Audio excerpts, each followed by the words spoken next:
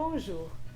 Dans ce premier jour, on va voir la chanson entre l'âme et l'époux de Saint Jean de la Croix.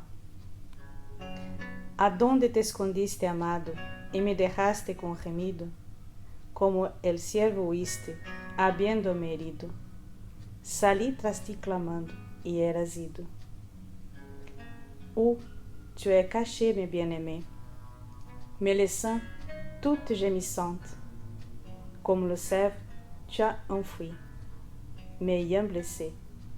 Mais à ta suite, en criant, j'ai sorti, et là, vaine poursuite.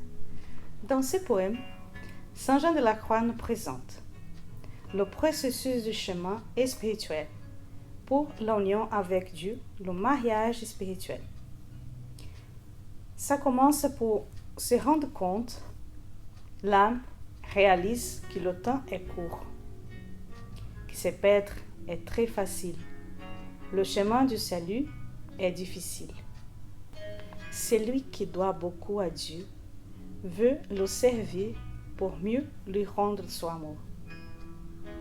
C'est une prise de conscience de ce que Dieu est réellement pour l'homme. Il est fondamental pour ce processus de se connaître soi-même et de connaître Dieu, de vivre dans la vérité. Pour cela, il faut perdre la peur pour aller à la découverte de l'amour.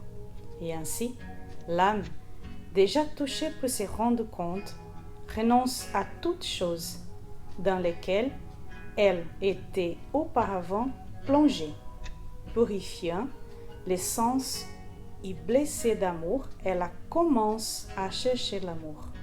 Mais comme l'âme n'est pas encore totalement libérée de son corps mortel, elle ne peut pas trouver le bien-aimé, parce qu'il est caché dans l'intime de l'âme. Alors, commence ce processus d'amour. Pour que l'âme arrive à le trouver, elle doit sortir de toutes choses et entrer dans un profond recueillement en elle-même. Comme disait Saint Augustin, je ne trouvais pas au dehors de moi parce que je t'ai cherché mal. Je t'ai cherché au dehors et tu étais au dedans. Ce processus passe pour la voie purgative où l'âme doit tout abandonner pour s'y cacher dans l'amour. C'est la purification de tous les sens, pour que rien ni personne ne soit un obstacle à la rencontre. Par cette recherche, l'âme doit être guidée par la foi et l'amour, car la foi est le pied avec lequel l'âme va à Dieu, et l'amour est son guide. C'est pourquoi, guidée par la foi, l'âme n'a pas à le chercher en voulant le comprendre, car Dieu ne peut pas être compris. Et ainsi, l'âme ne peut aimer seulement que ce qu'elle comprend ou qu'elle ressent de Dieu. Et ainsi, elle marche dans la foi et l'amour sûr, sans arrêter, sur la compréhension et les sentiments faibles. Dieu n'est atteint que par l'amour. C'est pourquoi l'âme l'appelle le bien-aimé. Ainsi, celui-ci fera plus attention à ses demandes.